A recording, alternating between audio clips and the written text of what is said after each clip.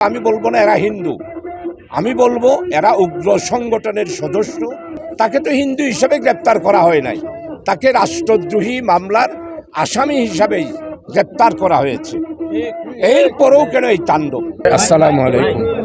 আসলে আপনারা দেখেন, গত 5ই আগস্টের পর থেকে আমি চিন্ময় সহ সারা চট্টগ্রামে যারা ব্রহ্মচার্যী আর ইসকনের যারা নেতৃবৃন্দ, তাদের সবার সাথে সময়ে সময়ে তাদের সাথে বসেছি, মত বিনিময় করেছি চট্টগ্রামে, যাতে করে 5ই আগস্টের পরে কোনো ধরনের সাম্প্রদায়িক সম্প্রীতি নষ্ট না হয়, আমাদের মধ্যে কোনো ধরনের উগ্রতা কাজ না করে, সেই জন্য বারবার আলোচনা সভা, মত বিনিময়, এমনকি আমি প্রবর্তকের ইসকনের অফিসেও গিয়েছি, জ্যামশন হলে গিয়ে সেইখানে মত বিনিময় সভা করেছি। দুর্গা পূজা উপলক্ষে, শ্যামা পূজা উপলক্ষে সবসময়ই তাদের সাথে মত বিনিময় করেছি। তাদেরকে আমি বারবার আহ্বান করেছি, ভাই দেখেন 18 বছরে যা সংগঠিত হয়েছে বাংলাদেশের জনগণের সাথে, মুসলমানদের সাথে, আপনারা হিন্দুরাও এখানে অত্যাচারিত, নির্যাতিত, নিপীড়িত। এই জন্য চলুন আমরা নতুন বাংলাদেশে একসাথে হিন্দু, মুসলিম, বৌদ্ধ, খ্রিস্টান একসাথে আমরা সামনের দিকে অগ্রসর হই, দেশকে ভালোবাসি। আমাদের আমিরে জামাত ডক্টর শফিকুর রহমান সাহেব উনি বলেছেন, বাংলাদেশের সংখ্যালঘু আর সংখ্যাগুরু বলতে কিছুই থাকবে না, আমরা সবাই বাংলার নাগরিক, এক সংবিধানের আধারেই আমরা পরিচালিত হব। কিন্তু বড় দুঃখের বিষয়, এই যে চিন্ময় কৃষ্ণ দে উনি বারবার খালি কর্মসূচি ঘোষণা করছেন। উনি বলছেন হিন্দুদের উপর নির্যাতন হচ্ছে, তাদের অধিকার হারা হয়েছে, এই জন্য বারবার কর্মসূচি দিচ্ছে। আমি এমনকি হাঁটাজারিতে তাদের 21 একর জায়গার উপরে যে মন্দির, সেখানেও মন্দিরেও আমি সেখানে গিয়েছি।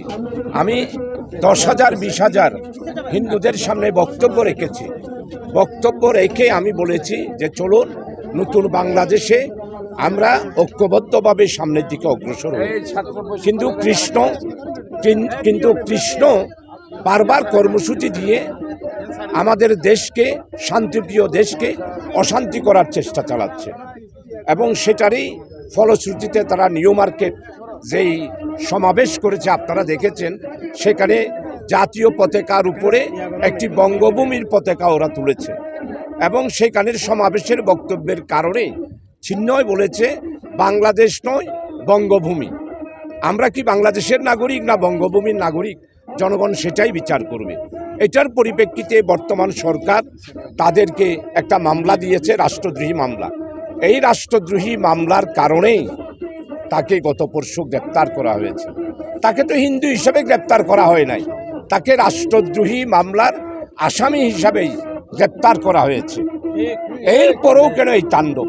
কালকে কোর্ট বিল্ডিংয়ে আদালতে পুলিশের নিরাপত্তা বলতে কিছুই ছিল না, যার কারণেই সেখানে জেলা প্রশাসক নিজেই বলেছেন আদালত ভবন নিরাপত্তাহীনতায় ভুগছে।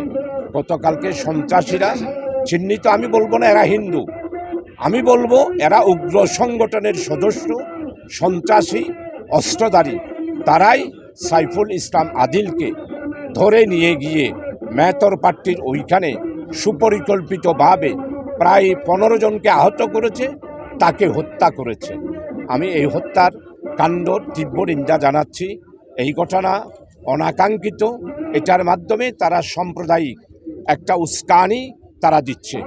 আমি আজকে আপনাদের মিডিয়ার মাধ্যমে 17 কোটি মানুষ আজকে আমরা ঐক্যবদ্ধ, আমরা কোনো অবস্থায় এই দেশে আর অশান্তি হতে দেব না। সাম্প্রদায়িক কোনো রকমের উস্কানিমূলক দাঙ্গা হাঙ্গামা দিকে আমরা কোনো অবস্থায় যেতে দেব না। আমি অতি সত্বর চিহ্নিত সন্ত্রাসী যারা রয়েছে তাদেরকে গ্রেপ্তার করার জন্য আমি সবিনয়ে আজকে সরকারের কাছে, আজকে চট্টগ্রামবাসীর পক্ষ থেকে দাবি জানাচ্ছি, আর ইসকনের চিহ্নিত স্থানগুলো থেকে অস্ত্র উদ্ধার করার দাবি জানাচ্ছি।